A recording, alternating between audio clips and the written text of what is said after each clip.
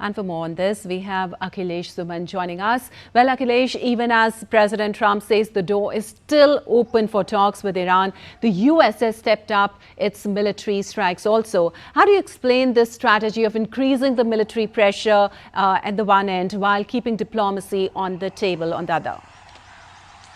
Lipakshi, this is a unique conflict between two nations of the world where talks and attacks both are going together.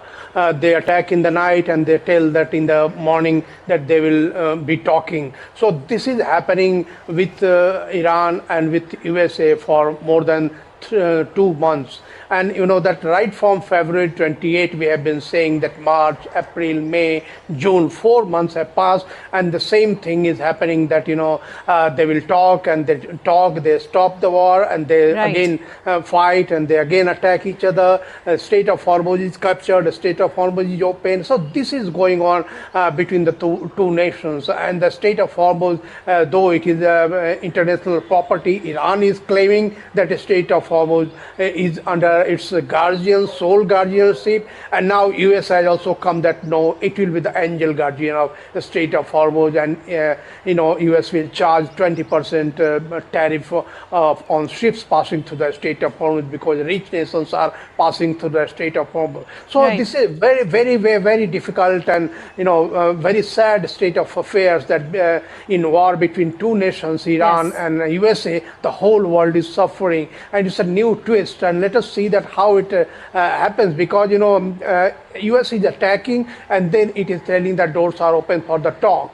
And then Iranians are also attacking the shipments. And if US is going to start blockade again against Iran, it will be really a very difficult situation for Iranian economy. And on Thursday, I think that US President Donald Trump is going to address televised address, and we will come to know that what he is going to do, because in the House of Representative and Senate, he has written that this conflict has started. That means that he is asserting his position that he can go into war against Iran again.